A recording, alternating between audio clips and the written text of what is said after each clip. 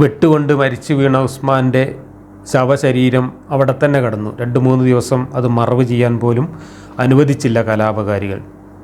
അവസാനം 3 ദിവസം കഴിഞ്ഞിട്ട് രാത്രി സ്ത്രീകളാണ് ആ മയ്യത്ത് എടുത്തുകൊണ്ട് ഖബറടക്കാനായിട്ട് കൊണ്ടുപോകുന്നത്. പക്ഷേ ജന്നത്തുൽ ബക്കി എന്ന് പറയുന്ന മുസ്ലിം ശ്മശാനത്തിൽ ഉസ്മാൻ്റെ ശവം മറവ് ചെയ്യാനും കലാപകാരികൾ അനുവദിച്ചില്ല. അവസാനം ജൂതന്മാർ ഉപേക്ഷിച്ചു പോയ ഒരു ശ്മശാനത്തിൽ കൊണ്ടുപോയിട്ട് അടക്കം ചെയ്യേണ്ടി വന്നു അവർക്ക്. തമ്മാടിക്കുഴിയിൽ അടക്കി എന്ന് പറയുന്നത് പോലെ ജൂതന്മാരുടെ ശ്മശാനത്തിലാണ് ഖലീഫ ഉസ്മാനെ ഖബറടക്കിയത്. പിന്നീട് അത് മുആവിയുടെ കാലത്ത് അവിടുന്ന് മാന്തി അവിടുത്തെ മണ്ണൊക്കെ കൊണ്ടുവന്നിട്ട് ജന്നത്തുൽ ബക്കിയിൽ ഖബറടക്കി എന്നൊക്കെ പറയുന്നുണ്ട്. അപ്പോൾ 3-ാം ഖലീഫ ഉസ്മാൻ്റെ ദാരുണമായ കൊലപാതകത്തിൻ്റെ ചിത്രമാണ് ഈ പറഞ്ഞത്. അത്തരമൊരു കൊലപാതകത്തിലേക്ക് നയിച്ചതിന് കാരണം ഉസ്മാൻ്റെ അഴിമതിയും സ്വജനപക്ഷപാതവുമൊക്കെയാണ് എന്നാണ് ചരിത്രകാരന്മാർ പറയുന്നത്. എന്നാൽ ഉസ്മാനെക്കുറിച്ച് ഒരുപാട് നല്ല അഭിപ്രായങ്ങളും സുന്നിപക്ഷ ചരിത്രകാരന്മാർ പറയുന്നുണ്ട്. ഞാൻ ഇതെല്ലാം വായിച്ചിട്ട് എനിക്ക് വരികൾക്കിടയിൽ നിന്ന് മനസ്സിലായ ഒരു കാര്യം, ഉസ്മാന് സ്വജനപക്ഷപാതവും അഴിമതിയും ഒക്കെ ഉണ്ടായിരുന്നെങ്കിലും ഉസ്മാൻ ഒരു സെക്യുലറായ മനുഷ്യനായിരുന്നു.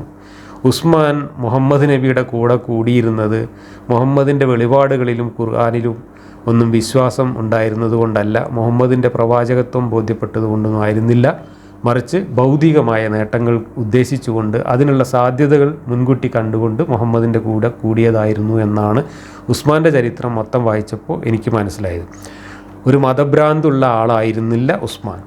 മതഭ്രാന്തുള്ള ആളായിരുന്നു എങ്കിൽ മുഹമ്മദിൻ്റെ പ്രവാചകത്വത്തിലും ഖുർആൻ്റെ ദൈവികതയിലുമൊക്കെ വിശ്വാസമുള്ള ഒരാളായിരുന്നു ഉസ്മാൻ എങ്കിൽ ഒരിക്കലും അബ്ദുല്ല ഇബ്നു സഅദ് ഇബ്നു അബീ സർഹ് എന്ന തൻ്റെ ഈ മുലകുടി സഹോദരനെ സംരക്ഷിക്കുമായിരുന്നില്ല. കാരണം ആ മുലകുടി സഹോദരൻ സംരക്ഷിക്കപ്പെടുന്നതോടുകൂടി അള്ളാഹുവിൻ്റെ പ്രവചനവും മുഹമ്മദിൻ്റെ ആയത്തുമൊക്കെ വെള്ളത്തിലാവുകയാണ് ചെയ്യുന്നത് എന്ന് സാമാന്യ ബുദ്ധിയുള്ളവർക്ക് ചിന്തിച്ചാൽ മനസ്സിലാവും. അതിനുള്ള വഴിയൊരുക്കിക്കൊണ്ട് ഉസ്മാൻ സ്വന്തം സഹോദരനെ രക്ഷിക്കുക മാത്രമല്ല, ആ സഹോദരനെ തൻ്റെ ഭരണകാലത്ത് ഈജിപ്തിലെ ഗവർണർ സ്ഥാനം നൽകിക്കൊണ്ട് ഭരണത്തിൻ്റെ ഏറ്റവും തലപ്പത്ത് കൊണ്ടേ കുടിയിരുത്തുക കൂടി ചെയ്തു എന്ന് പറഞ്ഞാൽ ആ ഉസ്മാൻ ഒരു മതവിശ്വാസിയായിരുന്നു എന്ന് കരുതാനാവില്ല. ഇസ്ലാമിൻ്റെ ചരിത്രത്തിൽ കാര്യകാരണ സഹിതം എക്സ് മുസ്ലിമായി മതത്തിൽ നിന്ന് പുറത്തുപോയ ഒരാൾ തൽക്കാലം ജീവൻ രക്ഷിക്കാൻ വേണ്ടി മുനാഫിക്കായി അഭിനയിച്ചോ എന്ന് പറഞ്ഞതിൻ്റെ പേരിൽ മാത്രം ഇസ്ലാമിലേക്ക് വന്ന തൻ്റെ സഹോദരനെ ഇത്രയും ഉന്നതമായൊരു സ്ഥാനം നൽകി അവരോധിച്ചുവെങ്കിൽ അതിൻ്റെ അർത്ഥം ഉസ്മാൻ ഒരു മതവിശ്വാസി ആയിരുന്നില്ല എന്ന് തന്നെയാണ്. മതവിശ്വാസിയും മതഭ്രാന്തനും ആയിരുന്നില്ല എന്നതുകൊണ്ട് തന്നെ ഉസ്മാനിലൂടെ പിന്നീട് ഇസ്ലാമിക ലോകത്ത് ആരംഭിക്കുന്നത് ഒരു സെക്യുലർ കാലഘട്ടമാണ്. സെക്യുലർ എന്ന് പറഞ്ഞാൽ ഇന്ന് നമ്മൾ അർത്ഥമാക്കുന്ന തരത്തിലുള്ള പൂർണ്ണമായ സെക്യുലറിസമല്ല, മറിച്ച് മതഭ്രാന്തിൽ നിന്ന് മാറി മറ്റൊരു താരതമ്യേന സെക്യുലറായിട്ടുള്ള ഒരു ധാര ഇസ്ലാമിന് രൂപം കൊള്ളുകയും ആ ധാര ചരിത്രത്തിൽ ഇസ്ലാമിൻ്റെ മുഖ്യധാരയായി മാറുകയും ചെയ്തു എന്നതാണ് ഞാനിതിൽ കാണുന്ന പോസിറ്റീവായിട്ടുള്ളൊരു കാര്യം. അതുകൊണ്ട് തന്നെ ഞാൻ ഈ ചരിത്രത്തിൽ അഴിമതിക്കാരനാണെങ്കിൽ പോലും ഉസ്മാൻ്റെ പക്ഷത്താണ്, ഒരിക്കലും അലിയുടെ പക്ഷത്തല്ല. ഉസ്മാൻ്റെ കൊലപാതകത്തോടു കൂടി സ്വാഭാവികമായിട്ടും മറ്റൊരു വലിയ ഫിത്നയുടെ ആരംഭമായി. ഉസ്മാൻ്റെ രക്തത്തിന് പകരം ചോദിക്കാൻ വേണ്ടി ഒരുപാട് ആളുകൾ രംഗത്ത് വന്നു. ഉസ്മാൻ്റെ കൊലയ്ക്ക് പിന്നിൽ പ്രവർത്തിച്ചത് അലിയും തൽഹത്തും സുബൈറും അടങ്ങുന്ന സംഘമാണ് എന്ന് ഏറെക്കുറെ എല്ലാവർക്കും വ്യക്തമായിരുന്നു. അതുകൊണ്ട് തന്നെ മറുപക്ഷത്ത് ആയിഷയെ പോലെയുള്ള ആളുകളും വന്നു, മുആവിയ ഉൾപ്പെടെയുള്ള ആളുകളും ഒക്കെ മറുപക്ഷത്ത് സജീവമാവുകയും ഉസ്മാൻ്റെ കൊലപാതകത്തിന് പകരം ചോദിക്കാൻ അവർ എല്ലാ നിലക്കും ഒരുങ്ങുകയും ചെയ്തു. ഉസ്മാൻ്റെ രക്തം പുരണ്ട ഷർട്ടും നായിലയുടെ മുറിഞ്ഞു വീണ വിരലുകളും കൊണ്ടുപോയി കൂഫയിലും ബസ്രയിലും ഒക്കെ കൊണ്ടുപോയി പ്രദർശനത്തിന് വെച്ചുകൊണ്ട് പ്രതികാരം ചെയ്യും, കിസാസ് കിസാസ് എന്ന് ആർത്തു വിളിച്ചുകൊണ്ട് ആയിരക്കണക്കിന് മുസ്ലിങ്ങളെ അവർ സംഘടിപ്പിച്ചു. ഉസ്മാൻ്റെ മരണശേഷം പിന്നെ തൽക്കാലം ഖലീഫ സ്ഥാനം ഏറ്റെടുക്കുന്നത് അലിയാണ്. അലിയെ ഖലീഫ സ്ഥാനം ഏൽപ്പിച്ചുവെങ്കിലും അലിക്ക് ഒരു ഖലീഫയുടെ അധികാരം പൂർണ്ണമായി കയ്യിലെടുത്തുകൊണ്ട് ഇസ്ലാമിക സാമ്രാജ്യത്തെ ഭരിക്കാൻ കഴിഞ്ഞില്ല എന്നതാണ് പിന്നീടുള്ള ചരിത്രം. അലി ഖലീഫയാവുന്നതോടുകൂടി തൽഹത്തും സുബൈറുമൊക്കെ അവർക്ക് അർഹമായ സ്ഥാനമാനങ്ങൾ ലഭിക്കുമെന്ന് പ്രതീക്ഷിച്ചിരുന്നുവെങ്കിലും അലി അവരെ ഒന്നും സ്ഥാനം നൽകി അവരോധിച്ചില്ല. പകരം അലിക്ക് പ്രിയപ്പെട്ടവരെ അലി സ്ഥാനങ്ങൾ നൽകി. അതോടുകൂടി തൽഹയും സുബൈറുമൊക്കെ നേരെ മറുകണ്ഠം ചാടി അലിക്കെതിരായിട്ടുള്ള സംഘത്തിൽ ചേർന്നു. അവർ ആയിഷയുടെ അടുത്ത് പോയിട്ട് പറഞ്ഞു ഉസ്മാനെ കൊന്നത് അലി തന്നെയാണ്. അതിന് മറുപടിയായിട്ട് അലി പറഞ്ഞത് ഉസ്മാനെ കൊന്നത് തൽഹത്തും സുബൈറുമാണ്. അങ്ങനെ തൽഹത്തിനും സുബൈറിനും അലിക്കുമൊക്കെ ഉസ്മാൻ്റെ കൊലപാതകത്തിലുള്ള പങ്ക് അവർ തന്നെ വെളിപ്പെടുത്തുന്ന രംഗങ്ങളൊക്കെ പിന്നീട് ചരിത്രത്തിൽ വന്നു. നിലവിലുണ്ടായിരുന്ന ഉസ്മാൻ്റെ കാലത്ത് നിലവിലുണ്ടായിരുന്ന ഉസ്മാൻ നിയോഗിച്ച ഗവർണർമാരെയൊക്കെ മാറ്റാനും അവിടെ തൻ്റെ ആളുകളെ തിരികെ കയറ്റാനും ഒരു ശ്രമം അലി നടത്തിയെങ്കിലും ആ ശ്രമം വിജയിച്ചില്ല. സിറിയയിലും ഈജിപ്തിലും ബസ്രയിലും കൂഫയിലുമൊക്കെ ഉണ്ടായിരുന്ന ഭരണാധികാരികൾ ഗവർണർമാർ സ്ഥാനമൊഴിയാൻ തയ്യാറായില്ല എന്ന് മാത്രമല്ല, അവരെല്ലാവരും അലിക്കെതിരെ യുദ്ധം ചെയ്യാൻ സ്വന്തം സൈന്യത്തെ സജ്ജീകരിച്ചുകൊണ്ട് ഒരുങ്ങി നിൽക്കുകയാണ് ചെയ്തത്. അലിക്ക് ഈ സാമ്രാജ്യത്തിൻ്റെ മറ്റു ഭാഗങ്ങളിലേക്കൊന്നും തൻ്റെ അധികാരം പ്രയോഗിക്കാൻ കഴിഞ്ഞില്ല. ഈജിപ്തിലും സിറിയയിലും ആ സമയത്ത് ഭരണം നടത്തിയിരുന്നത് മുആവിയയാണ്. മുആവിയ എന്ന് പറഞ്ഞാൽ അബൂ സുഫിയാൻ്റെ മകൻ. ആരാണ് അബൂ സുഫിയാൻ? മക്കം ഫത്തയിൽ നിവൃത്തിയില്ലാതെ കലിമ പോലും ചൊല്ലാതെ ഇസ്ലാമിൽ ചേർന്നു എന്ന് വരുത്തി തീർക്കുക മാത്രം ചെയ്ത, മക്കയിൽ മുഹമ്മദിനെ ഏറ്റവും കൂടുതൽ എതിർത്തിരുന്ന, മുഹമ്മദിൻ്റെ ശത്രുപക്ഷത്തെ നേതാവായിരുന്ന, മുഹമ്മദിനെതിരായിട്ട് യുദ്ധം നയിച്ച അബൂ സുഫിയാൻ്റെ മകനാണ് മുആവിയ. ആ മുആവിയയാണ് ഈജിപ്തിൻ്റെയും സിറിയയുടെയും ഏറ്റവും പ്രധാനപ്പെട്ട ഭൂപ്രദേശങ്ങളുടെ ഭരണാധികാരിയായി ഉണ്ടായിരുന്നത്. മുആവിയയോട് ഭരണമൊഴിയാൻ അലി ആവശ്യപ്പെട്ടെങ്കിലും മുആവിയ അതിന് തയ്യാറായില്ല എന്ന് മാത്രമല്ല, അലിക്കെതിരായിട്ടുള്ള പടയൊരുക്കം ആരംഭിക്കുകയാണ് ചെയ്തത്. തൽഹത്തും സുബൈറും ആയിഷയുടെ കൂടെ കൂടിയതോടുകൂടി അവരും അലിക്കെതിരായിട്ട് പടനീക്കം തുടങ്ങി. അങ്ങനെ ആയിഷയും തൽഹയും സുബൈറും എല്ലാവരും കൂടെ ഒരു വലിയ സൈന്യത്തെ സംഭരിച്ച് അലിക്കെതിരായി യുദ്ധത്തിന് പുറപ്പെട്ടു. അലി വലിയൊരു സൈന്യത്തെ സംഭരിച്ചുകൊണ്ട് ഇങ്ങോട്ടും യുദ്ധത്തിന് പുറപ്പെട്ടു. അങ്ങനെ അലിയുടെ സൈന്യവും ആയിഷയുടെ സൈന്യവും തമ്മിൽ ഏറ്റുമുട്ടി. ആ ഏറ്റുമുട്ടലിൻ്റെ യുദ്ധത്തിൻ്റെ പേരാണ് ജമൽ യുദ്ധം. ആയിഷ സ്വയം ഒരു ഒട്ടകപ്പുറത്ത് കയറിക്കൊണ്ട് യുദ്ധം നയിച്ച് അങ്ങോട്ട് മുന്നേറി. ആയിഷ ഒട്ടകപ്പുറത്ത് കയറി നടത്തിയ യുദ്ധമായതുകൊണ്ട് അതിനെ ജമൽ യുദ്ധം എന്ന് പറയുന്നു. ഈ ജമൽ യുദ്ധത്തിൽ ആയിഷയുടെയും അലിയുടെയും പക്ഷത്ത് നിന്നുകൊണ്ട് 10,000 മുസ്ലിങ്ങളാണ് പരസ്പരം വെട്ടി മരിച്ചത്. അപ്പോൾ ഫിത്ന അതിൻ്റെ പാരമ്യത്തിലെത്തി ഉസ്മാൻ്റെ മരണത്തോടുകൂടി എന്നർത്ഥം. ജമൽ യുദ്ധത്തിൽ അലിയാണ് ജയിക്കുന്നത്. സുബൈറും തൽഹത്തും ഉൾപ്പെടെ ആയിഷയുടെ പക്ഷത്തുണ്ടായിരുന്ന പ്രമുഖരെല്ലാം കൊല്ലപ്പെട്ടു. ആയിഷയെ കീഴടക്കി. ആയിഷ ഒട്ടകപ്പുറത്ത് നിന്ന് താഴെ വീണു. ആയിഷയെ കൊല്ലാൻ വേണ്ടി അലിയുടെ സൈനികർ ഓടിച്ചെന്നപ്പോഴേക്കും അലി ഓടി വന്ന് ആയിഷയെ രക്ഷപ്പെടുത്തി. ആയിഷയെ ഒരു വീട്ടുതടവുകാരിയെ പോലെ തിരിച്ച് വീട്ടിലെത്തിച്ചു കൊടുക്കുകയാണ് ചെയ്തത്. അലി ആയിഷയെ കൊല്ലാൻ സമ്മതിച്ചില്ല. അങ്ങനെ അലിയുടെ ഔദാര്യത്തിലാണ് പിന്നീട് ആയിഷയുടെ ജീവൻ നിലനിർത്തി കിട്ടിയത്. ഇതാണ് പ്രവാചകൻ്റെ ഏറ്റവും പ്രിയപ്പെട്ട 2 പേരുടെ കഥ, ആയിഷയുടെയും അലിയുടെയും. 2 പേരും പ്രവാചകൻ്റെ വീട്ടിലുണ്ടായിരുന്ന, പ്രവാചകന് ഏറ്റവും പ്രിയപ്പെട്ടവരായിരുന്ന 2 വ്യക്തികൾ. അവർ തമ്മിൽ നടന്ന യുദ്ധത്തിലാണ് 10,000 സത്യവിശ്വാസികൾ പരസ്പരം ഏറ്റുമുട്ടി മരിച്ച് നരകത്തിലേക്ക് പോയത്. നരകത്തിലേക്ക് പോയി എന്ന് ഞാൻ പറയാൻ കാരണം മുഹമ്മദ് നബിയുടെ ഹദീസ് അനുസരിച്ചാണ്. 2 സത്യവിശ്വാസികൾ പരസ്പരം ഏറ്റുമുട്ടിയാൽ 2 പേരും നരകത്തിലായിരിക്കും എന്ന് പറയുന്ന ഹദീസുകളുണ്ട്, സഹീഹായ ഹദീസുകളുണ്ട്. അങ്ങനെ ജമൽ യുദ്ധം അലി ജയിച്ചു. അതോടുകൂടി പിന്നെ മുആവിയക്കെതിരായിട്ടാണ് തിരിഞ്ഞത്. മുആവിയയുടെ സൈന്യത്തിനെതിരായിട്ട് അലി ഒരു പട നയിച്ചു. ആ സൈന്യം 2 പക്ഷത്തുമായിട്ട് ലക്ഷക്കണക്കിന് സൈനികരാണ് മുഖാമുഖം ഏറ്റുമുട്ടിയത്. ലക്ഷക്കണക്കിന് ആളുകൾ മുഖാമുഖം ഏറ്റുമുട്ടിയ ആ യുദ്ധത്തിൽ അണിനിരന്നിരുന്ന ആളുകളുടെ പകുതിയോളം മരണപ്പെട്ടു. രണ്ട് പക്ഷത്തുമായി 10,000-ങ്ങളാണ് മരിച്ചു വീണത്. ആ യുദ്ധം സിഫീൻ യുദ്ധം എന്ന പേരിൽ അറിയപ്പെടുന്നു. മുആവിയയും അലിയും തമ്മിൽ നടന്ന യുദ്ധം. മുആവിയ അബൂ സുഫിയാൻ്റെ മകനായിരുന്നു. അലി മുഹമ്മദ് നബിയുടെ മകളുടെ ഭർത്താവും സ്വന്തം സഹോദരനും മുഹമ്മദിൻ്റെ വീട്ടിലെ അംഗവുമായിരുന്നു. ഘോരമായ യുദ്ധം നടന്ന് രണ്ട് പക്ഷവും ക്ഷീണിച്ചുപോയി. ഒരുപാട് ആളുകൾ മരിച്ചു. ആ ഒരവസരത്തിൽ യുദ്ധം കൊണ്ട് പ്രയോജനമുണ്ടാവില്ല എന്ന് ബോധ്യപ്പെട്ട അലി മുആവിയയുമായിട്ട് സന്ധിക്കൊരുങ്ങി. അങ്ങനെ സന്ധിയുടെ അടിസ്ഥാനത്തിൽ അലി തൽക്കാലം തൻ്റെ ഖിലാഫത്തും അധികാരവും വേണ്ടെന്ന് വെച്ച് സന്ധി ചെയ്ത് പിന്തിരിഞ്ഞു പോയി. ഖലീഫ അലി എന്നുള്ളിടത്തു നിന്ന് വെറും ഇമാം അലി എന്നിടത്തേക്ക് അലി സ്ഥാനം മാറി.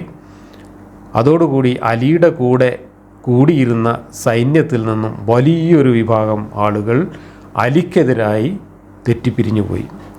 അലി ചെയ്തത് അങ്ങേയറ്റം ചതിയാണെന്നും അത് അനിസ്ലാമികമാണെന്നും പറഞ്ഞുകൊണ്ട് അലി പേടിച്ച് യുദ്ധത്തിൽ നിന്ന് പിന്മാറരുതായിരുന്നു എന്നും യുദ്ധം ചെയ്ത് ജയിക്കുകയോ ഷഹീദാവുകയാണ് ചെയ്യേണ്ടിയിരുന്നത് എന്നും പറഞ്ഞുകൊണ്ട് തീവ്ര ഇസ്ലാമിസ്റ്റുകളായിട്ടുള്ള വലിയൊരു വിഭാഗം സൈന്യം അലിയുടെ പക്ഷത്ത് നിന്നും മാറി വേറൊരു ഗ്രൂപ്പായി മാറി. അവർ അലിക്കെതിരായി. അലി മുസ്ലിമല്ല, മുആവിയ മുസ്ലിമല്ല, അംർ ഇബ്നു ആസ് മുസ്ലിമല്ല, ഇവരെല്ലാവരെയും കൊല്ലലാണ് ഞങ്ങളുടെ ലക്ഷ്യം എന്ന് പറഞ്ഞുകൊണ്ട് അവർ പിൻവാങ്ങി. നഹ്റുവാൻ എന്ന് പറയുന്ന ഒരു സ്ഥലത്ത് അവിടെ ഉണ്ടായിരുന്ന ഭരണാധികാരിയെ കൊന്ന് അവിടെ യുദ്ധം നടത്തി ആ പ്രദേശം അവർ പിടിച്ചെടുത്തു. ഈ തീവ്രവാദി ഗ്രൂപ്പാണ് ഖവാരിജികൾ എന്നറിയപ്പെടുന്നത്. ഇസ്ലാം ചരിത്രത്തിലെ ആദ്യത്തെ ഭീകരവാദികളുടെ ചാവേറുകളുടെ ഗ്രൂപ്പാണ് ഖവാരിജികൾ. ആ ഖവാരിജികൾ അലി പക്ഷത്തു നിന്നും തെറ്റിപ്പിരിഞ്ഞു പോയ തീവ്രവാദികളാണ്. അവർ സ്വന്തമായി ഒരു പ്രദേശം പിടിച്ചടക്കുകയും വലിയ അക്രമങ്ങൾ നടത്തുകയും ചെയ്തു. അങ്ങനെ അലിയുടെ സൈന്യവും അവരും തമ്മിൽ നടന്ന യുദ്ധമാണ് നെഹ്റുവാൻ യുദ്ധം. നെഹ്റുവാൻ യുദ്ധത്തിൽ അലി ജയിച്ചുവെങ്കിലും ഒരുപാട് ആളുകൾ അവിടെയും മരിച്ചു വീണു.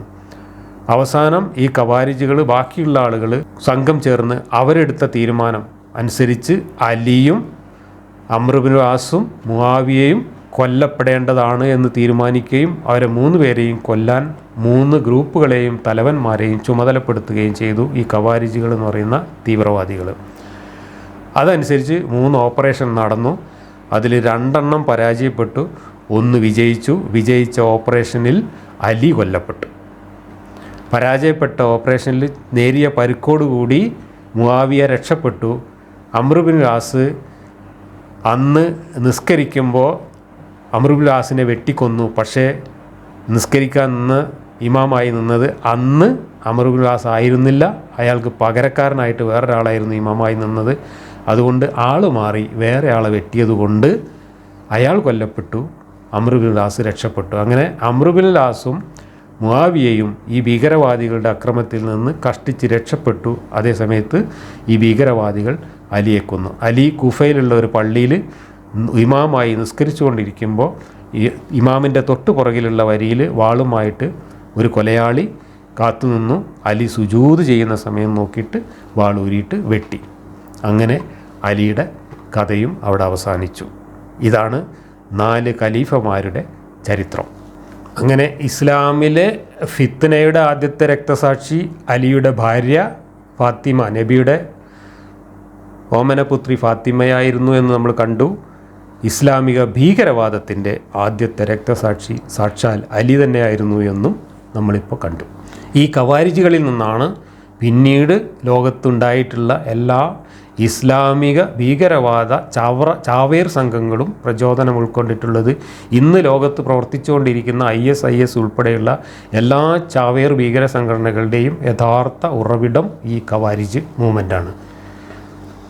അവരുടെ ആദ്യത്തെ ഇരയായി കൊല്ലപ്പെട്ട ആദ്യത്തെ രക്തസാക്ഷി, ഇസ്ലാമിൻ്റെ ഭീകരവാദത്തിൻ്റെ ആദ്യത്തെ രക്തസാക്ഷി സാക്ഷാൽ അലിയുമാണ്. ഭീകരവാദികൾ പള്ളിയും നിസ്കാരവുമാണ് ആളെ കൊല്ലാൻ ഏറ്റവും പറ്റിയ സ്ഥലം എന്ന് നിശ്ചയിച്ചതും ഈ സംഭവത്തോടു കൂടിയാണ്. കാരണം ഇവർ നടത്തിയിട്ടുള്ള എല്ലാ കൊലപാതകങ്ങളും നമ്മൾ നോക്കിയാൽ അറിയാം, പള്ളിയിൽ നിസ്കരിക്കുമ്പോൾ സുജൂദ് ചെയ്യുന്ന നേരത്താണ് പോയി വെട്ടുന്നത്. കാരണം അപ്പോൾ പ്രതിരോധം ഉണ്ടാവില്ല, വളരെ സുഖമായിട്ട് വെട്ടിക്കൊല്ലാൻ പറ്റും. അപ്പോൾ മനുഷ്യനെ കൊല്ലാൻ ഏറ്റവും പറ്റിയ സ്ഥലം പള്ളിയാണെന്നും മനുഷ്യനെ കൊല്ലാൻ ഏറ്റവും പറ്റിയ അവസരം സുജൂദാണ് എന്നും മനസ്സിലാക്കിയവരാണ് ഇസ്ലാമിക ഭീകരവാദികൾ. ഇന്നും നമ്മൾ അഫ്ഗാനിസ്ഥാനിലും പാകിസ്ഥാനിലും ഇറാഖിലും സിറിയയിലും ഒക്കെ കണ്ടുകൊണ്ടിരിക്കുന്നതും അതുതന്നെയാണ്. ഇതിനിടക്ക് മുഹമ്മദ് ബിൻ അബൂബക്കറിൻ്റെ കാര്യം നമ്മൾ പറഞ്ഞിരുന്നു. അബൂബക്കറിൻ്റെ അവസാനത്തെ ഭാര്യയിലുണ്ടായ അവസാനത്തെ പുത്രൻ എങ്ങനെയാണ് അലി പക്ഷത്തെത്തിയത് എന്നത് ഇതിൻ്റെ കൂടെ നമ്മൾ മനസ്സിലാക്കേണ്ട മറ്റൊരു തമാശയാണ്. അബൂബക്കർ മരിച്ചതിന് ശേഷം അബൂബക്കറിൻ്റെ ഭാര്യയെ അലി കല്യാണം കഴിച്ചു.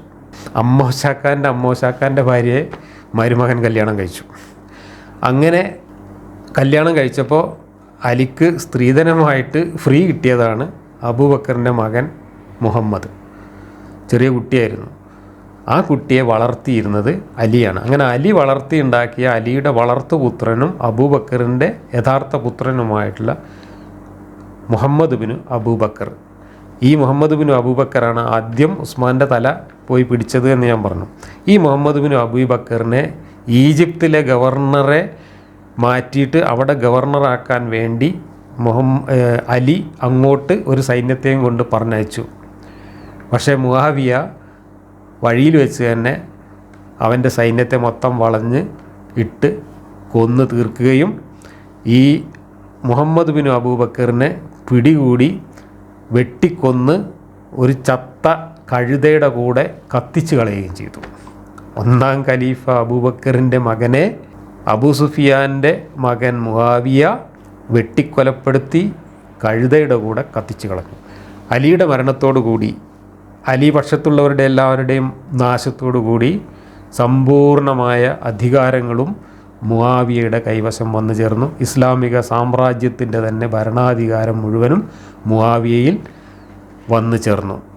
അതോടുകൂടി മുആവിയയിൽ നിന്നും അവരുടെ കുടുംബം, ഈ ഉമയ്യദ് എന്ന് പറയുന്ന കുടുംബം, അവരുടെ കുടുംബവാഴ്ച ആരംഭിക്കുന്നു. അങ്ങനെ ഉമയ്യദ് വംശത്തിൻ്റെ ഒരു പരമ്പരയാണ് പിന്നെ നൂറ്റാണ്ടുകളോളം ഇസ്ലാമിക സാമ്രാജ്യം കൈകാര്യം ചെയ്യുന്നത്. അബൂ സുഫിയാൻ്റെ സന്തതി പരമ്പരകളാണ് പിന്നീട് നൂറ്റാണ്ടുകൾ കാലം ഇസ്ലാമിനെ കൈകാര്യം ചെയ്യുന്നത്. അങ്ങനെ ഇസ്ലാം മുഹമ്മദ് നബിയുടെ പാരമ്പര്യത്തിൽ നിന്നും മുഹമ്മദ് നബിയുടെ രക്തബന്ധത്തിൽ നിന്നുമൊക്കെ മാറി മുഹമ്മദ് നബിയുടെ ശത്രുവായിരുന്ന അബൂ സുഫിയാൻ്റെ പാരമ്പര്യത്തിലേക്ക് വഴിമാറി മതഭ്രാന്ത് ഏറെക്കുറെ അവിടെ വെച്ചിട്ട് കുറഞ്ഞു. പകരം അതൊരു രാഷ്ട്രീയ സാമ്രാജ്യമായിട്ട് വികസിച്ചു.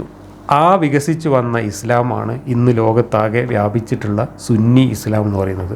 സുന്നി ഇസ്ലാമിനെ ഞാൻ ഷിയ ഇസ്ലാമിനേക്കാൾ ഇഷ്ടപ്പെടുന്നു. കാരണം സുന്നി ഇസ്ലാമിന് ഷിയ ഇസ്ലാമിൻ്റെ അത്രയും മതഭ്രാന്തില്ല. കാരണം ഒരു മതപരമായ പാരമ്പര്യത്തിൽ നിന്നല്ല സുന്നി ഇസ്ലാം വരുന്നത്, മറിച്ച് മുഹമ്മദ് നബിയുടെ ശത്രുക്കളായിരുന്ന, ഈ മതത്തിനോട് താല്പര്യമില്ലാതിരുന്ന, ഈ മതത്തിൽ വിശ്വാസമില്ലാതിരുന്ന തനി മുനാഫിക്കുകളായിരുന്ന ആളുകളാണ് ഇതിൻ്റെ തലപ്പത്ത് ഉസ്മാൻ മുതൽ ഇങ്ങോട്ടുള്ള കാലം ഇസ്ലാമിനെ കൈകാര്യം ചെയ്തു. അതിൽ നിന്നൊരു ചെറിയ പോർഷനായിട്ട് മാറിപ്പോയ ഷിയാപക്ഷം അലിയുടെയും കുടുംബത്തിൻ്റെയും ഒക്കെ ഏതാണ്ട് വംശനാശത്തോടു കൂടി തന്നെ വളരെ ചെറുതായിപ്പോയി. പിന്നീട് അതിൽ നിന്ന് കുറച്ച് ഇമാമുകളുണ്ടായി. ആ ഇമാമുകളുടെ പരമ്പരയായിട്ട് ഷിയാക്കൾ എന്ന് പറഞ്ഞിട്ട് കുറച്ചൊരു വിഭാഗം മാത്രമാണ്, ഒരു 10% താഴെ മുസ്ലിങ്ങളാണ് ഇന്ന് ലോകത്ത് മുഹമ്മദിൻ്റെ പാരമ്പര്യവുമായിട്ട് മതഭ്രാന്തുമായിട്ട് നിലകൊള്ളുന്ന ഷിയ വിഭാഗം എന്ന് പറയുന്നത്. അല്ലാത്തവർ അത്രയും മതഭ്രാന്തില്ലാത്ത സുന്നി വിഭാഗമാണ് ഇസ്ലാമിക സമൂഹത്തിലെ 90%ത്തെയും പ്രതിനിധീകരിക്കുന്നത്. ഇതാണ് ഇസ്ലാം ചരിത്രത്തിലെ ഏറ്റവും വലിയ വിരോധാഭാസം.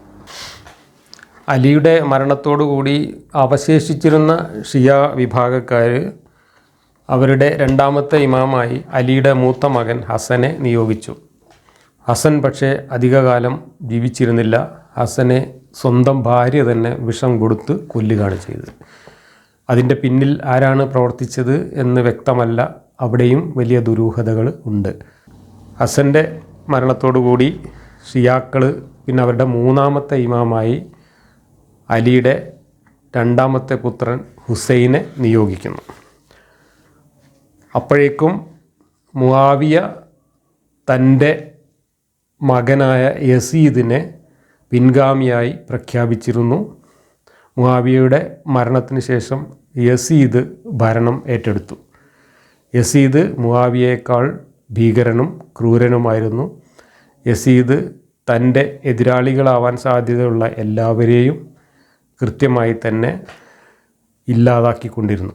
മക്കയിലും മദീനയിലും ഒന്നും ഹുസൈനെ പോലുള്ളവർക്ക് ജീവിക്കാൻ പറ്റാത്ത സാഹചര്യമായിരുന്നു. ഹുസൈനെയൊക്കെ കൊല്ലാനുള്ള പല ശ്രമങ്ങളും അതിനടുക്ക് നടന്നു. അവിടെയൊന്നും നിക്കക്കള്ളി ഇല്ലാതെ വന്നപ്പോൾ ഹുസൈൻ കൂഫയിലേക്ക് പോയി.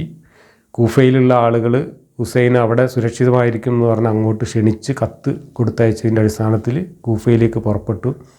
പക്ഷേ കൂഫയിലുള്ള ആളുകൾ തന്നെ ഹുസൈനെ ചതിക്കുകയാണോ ചെയ്തത് എന്ന് സംശയിക്കാവുന്ന വിധത്തിലുള്ള അനുഭവങ്ങളാണ് പിന്നീട് ഉണ്ടായത്. ഹുസൈൻ കൂഫയിലെത്തുന്നതിന് മുമ്പ് കർബല എന്ന സ്ഥലത്ത് വെച്ചിട്ട് ഈ യസീദിൻ്റെ ഒരു വലിയ സൈന്യം, ലക്ഷക്കണക്കിന് സൈനികരുള്ള ഒരു സൈന്യം ഇവരുടെ ചെറു സംഘത്തെ വളഞ്ഞിട്ടിട്ട് അവരെല്ലാവരെയും കൊന്നുകളഞ്ഞു. ഹുസൈനെ അതിക്രൂരമായിട്ട് അവിടെ ഇട്ട് കൊന്നതിന് ശേഷം ഹുസൈൻ്റെ തല അറുത്ത് ഒരു കുന്തത്തിൽ കുത്തി അവിടെ നിന്ന് മാർച്ച് ചെയ്ത് യസീദിൻ്റെ മുമ്പിൽ കൊണ്ടുപോയിട്ട് കാഴ്ചവെച്ചു എന്നാണ് പറയുന്നത്. പ്രവാചകൻ്റെ അരുമ പേരക്കുട്ടിയായിരുന്ന ഹുസൈൻ്റെ തലയറുത്ത് ആ തല കുന്തത്തിൽ നാട്ടി മാർച്ച് ചെയ്തുകൊണ്ട് അബൂ സുഫിയാൻ്റെ മകനായ യസീദിൻ്റെ കൊട്ടാരത്തിൽ കൊണ്ടുപോയി കാഴ്ചവെച്ചു എന്നാണ് ചരിത്രം. ഈ കർബലയിൽ നടന്ന ഈ അതിക്രൂരമായ നിഷ്ഠൂരമായിട്ടുള്ള ഈ കൊലപാതകമാണ് ഷിയാക്കളെ സംബന്ധിച്ചിടത്തോളം അവരുടെ ചരിത്രത്തിലെ ഏറ്റവും വലിയ ദുരന്തമായി അവർ ഇന്നും ആചരിച്ചുകൊണ്ടിരിക്കുന്നത്. മുഹറ മാസത്തിലെ അഷൂറ എന്ന് പറയുന്ന ദിവസം ഹുസൈൻ്റെ കൊലപാതകം നടന്ന ദിവസമാണ് ലോകത്തുള്ള മുഴുവൻ ഷിയാക്കളും സ്വന്തം ശരീരം വെട്ടി മുറിവേൽപ്പിച്ചുകൊണ്ട് രക്തമൊഴുക്കിക്കൊണ്ട് ആ ദുഃഖം ആചരിച്ചു വരുന്നത്. ഈ ഹുസൈനെ കബറടക്കിയ പള്ളിയിലാണ് ഹജ്ജിന് സമാനമായിട്ടുള്ള ഷിയാ വിഭാഗക്കാരുടെ ആചാരങ്ങൾ നടക്കുന്നത്. അവിടെ ഹജ്ജിൻ്റെ സമയത്ത് ലബ്ബൈക്ക അല്ലാഹുമ്മ ലബ്ബൈക്ക എന്നാണ് ആർത്തു വിളിക്കുന്നതെങ്കിൽ അതേപോലെ ദശലക്ഷക്കണക്കിന് ഷിയാക്കൾ ഒരുമിച്ച് അവിടെ ആർത്തു വിളിക്കുന്നത് ലബ്ബൈക്ക യാ ഹുസൈൻ എന്നാണ്. അവർ ഹുസൈനെ ഇമാമ് എന്നതിനപ്പുറത്തേക്ക് ദൈവമായി കാണുന്ന തരത്തിലുള്ള ഒരു ഭ്രാന്തമായ ആരാധനയാണ് ഹുസൈൻ്റെ കാര്യത്തിൽ ഷിയാക്കൾ ഇന്നും വെച്ച് പുലർത്തുന്നത്. ഈ ഭ്രാന്താണ് ഇന്ന് ലോകത്ത് അവശേഷിക്കുന്ന ഷിയ ഇസ്ലാം എന്ന് പറയുന്നത്. ഹുസൈനെ കൊല്ലുമ്പോൾ തന്നെ ഹുസൈൻ്റെ കൂടെ ഉണ്ടായിരുന്നത് മക്കളും കുടുംബാംഗങ്ങളും മുഴുവനും ഉണ്ടായിരുന്നു. അവരെല്ലാവരും ദാരുണമായി കൊല്ലപ്പെട്ടു. ആ പരമ്പരയിൽ തന്നെ പിന്നീട് സുഖമില്ലാതിരുന്ന ബുദ്ധിമാന്യം ഉണ്ടായിരുന്ന സൈനുൽ ആബിദീൻ എന്ന് പറയുന്ന ഒരു ആൾ മാത്രമാണ് ആ അലിയുടെ സന്തതി പരമ്പരകളിൽ പിന്നീട് ജീവനോടെ ബാക്കിയുണ്ടായത്. ആ സൈനുൽ ആബിദീനിൽ നിന്നുള്ള പരമ്പര മാത്രമാണ് മുഹമ്മദ് നബിയുടെ പുത്രിയിൽ നിന്ന് ഉണ്ടായ പരമ്പരയായിട്ട് ലോകത്ത് പിന്നെ ബാക്കിയായത്.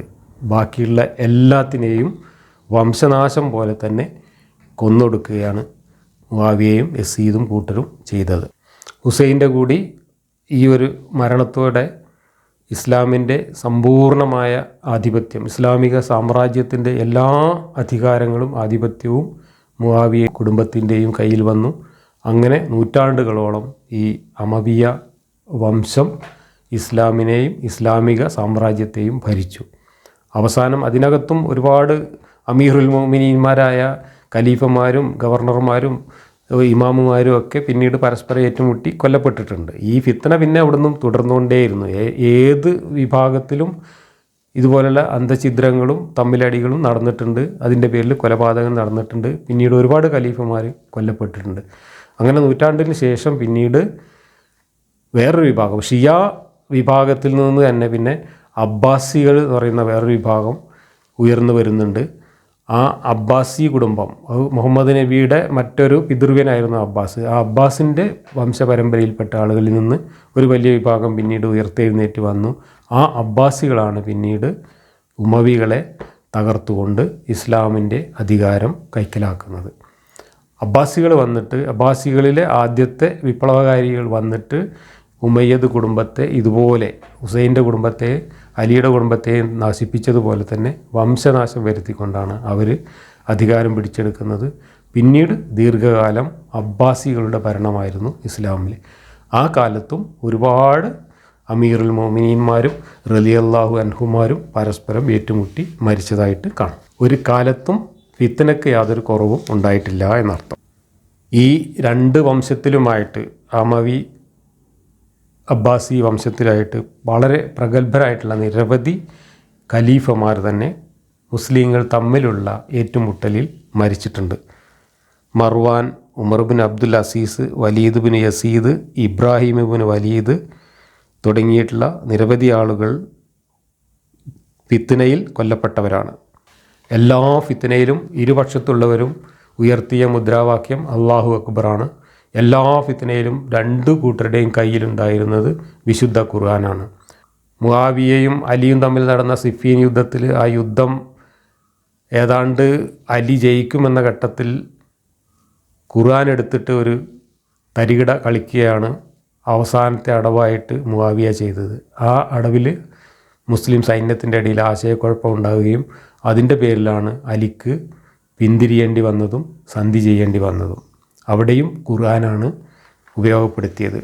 ഇന്നിപ്പോൾ ഇസ്ലാമിൻ്റെ തീവ്രവാദികളായിട്ടുള്ള ഭീകരവാദികളായിട്ടുള്ള IS അതുപോലെ താലിബാൻ ഇവരൊക്കെ ചെയ്യുന്ന പ്രവൃത്തികളെ നമ്മൾ കുറ്റപ്പെടുത്തുമ്പോൾ അല്ലെങ്കിൽ വിമർശിക്കുമ്പോൾ നമ്മുടെ സമാധാനപ്രിയരായ മുസ്ലിം സുഹൃത്തുക്കൾ പറയാറുള്ളത് അവരൊന്നും ഇസ്ലാമല്ല എന്നതിൻ്റെ തെളിവാണ് അവർ മുസ്ലിങ്ങളെ തന്നെ കൊല്ലുന്നു എന്നത്. അങ്ങനെ മുസ്ലിങ്ങളെ തന്നെ കൊല്ലുന്ന മുസ്ലിം ഭീകരവാദം ഇസ്ലാമുമായി ബന്ധമില്ല എങ്കിൽ ഉസ്മാൻ്റെ കാലം തൊട്ട് ഇന്നുവരെ നടന്നിട്ടുള്ള ഒരു ഇസ്ലാമിക ഭരണത്തിലും ഇസ്ലാം ഉണ്ടായിരുന്നില്ല എന്നാണ് അർത്ഥം. കാരണം എല്ലായിടത്തും മുസ്ലിങ്ങൾ തന്നെയാണ് മുസ്ലിങ്ങളെ ഏറ്റവും കൂടുതൽ കൊന്നിട്ടുള്ളത്. മുസ്ലിങ്ങളല്ലാത്തവർ തമ്മിൽ നടന്നിട്ടുള്ള യുദ്ധങ്ങളെക്കാളും കൊലപാതകങ്ങളെക്കാളും കൂടുതൽ എണ്ണം മുസ്ലിങ്ങൾ കൊല്ലപ്പെട്ടിട്ടുള്ളത് മുസ്ലിങ്ങൾ പല വിഭാഗങ്ങളായി പരസ്പരം ഏറ്റുമുട്ടിയതിൻ്റെ ഫലമായിട്ടാണ്. ഫിത്നയിൽ കൊല്ലപ്പെട്ടവരാണ് ജിഹാദിൽ കൊല്ലപ്പെട്ടവരെക്കാൾ കൂടുതൽ എന്നർത്ഥം. ഇത് നബി മരിച്ചു വീണ നിമിഷം മുതലാണ് ഫിത്ന ആരംഭിക്കുന്നത്. ആ ഫിത്ന അവസാനിച്ചിട്ടില്ല, ഇന്നും തുടരുന്നു. മറ്റുള്ള അക്രമങ്ങളും യുദ്ധങ്ങളും വെട്ടിപ്പിടുത്തങ്ങളും ഒക്കെ ലോകത്ത് അവസാനിച്ചെങ്കിലും മുസ്ലിങ്ങൾ പരസ്പരമുള്ള ഫിത്ന ഇപ്പോഴും അവസാനിച്ചിട്ടില്ല. ഇതെല്ലാം കണ്ടുകൊണ്ട് ഒരാൾ മുകളിൽ ഇരുന്ന് കുർസിൽ കാലും വെച്ച് അർസിൽ മലർന്നിരുന്ന് ചിരിക്കുന്നുണ്ട്, അതല്ലെങ്കിൽ കൂർക്കം വലിച്ചുറങ്ങുന്നുണ്ട്. അയാളുടെ പേരാണ് അള്ളാഹു. അയാളുടെ കൂടെ ഉണ്ടായിരുന്ന അബാബീൽ പക്ഷികളെ ഒന്നും ഇന്ന് നമ്മൾ എവിടെയും കാണുന്നില്ല.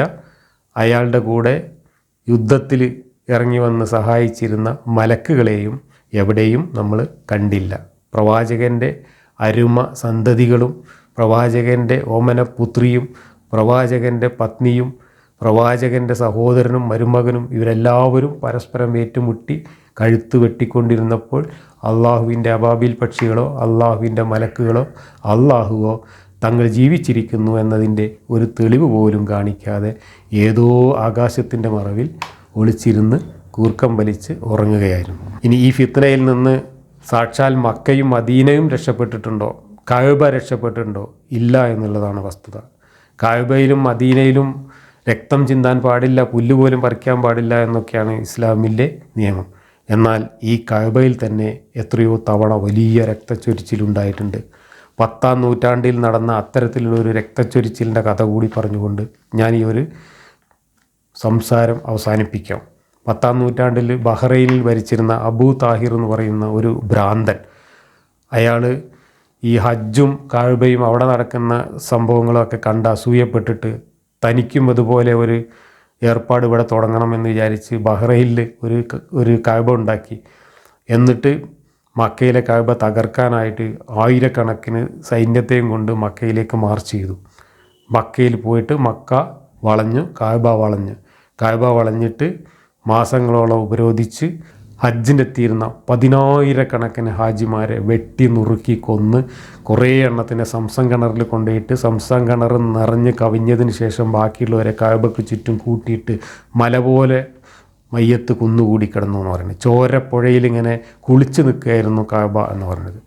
എന്നിട്ട് ഈ കഅബ തച്ച് പൊളിച്ച് അതിൻ്റെ മൂലയിലുണ്ടായിരുന്ന ഹജറുൽ അസ്വദ് എന്ന് പറയുന്ന കല്ല് ചാക്കിൽ കെട്ടി ബഹ്റൈനിലേക്ക് കൊണ്ടുപോയി. അവിടെ കൊണ്ടുപോയിട്ട് അവിടെ ഉണ്ടാക്കിയ കഅബേൻ്റെ മൂലയിൽ പ്രതിഷ്ഠിച്ചിട്ട് അവിടെ ഹജ്ജ് തുടങ്ങി. പക്ഷേ ആ കച്ചവടം വേണ്ടത്ര ക്ലച്ച് പിടിച്ചില്ല. അവസാനം ലോകത്തിൻ്റെ നാനാഭാഗത്തു നിന്നും മുസ്ലിങ്ങളുടെ വലിയ പ്രതിഷേധവും എതിർപ്പും കാര്യങ്ങളൊക്കെ വന്ന സമയത്ത് 20 കൊല്ലത്തോളം ഈ കല്ല് ബഹ്റൈനിൽ സൂക്ഷിച്ചു.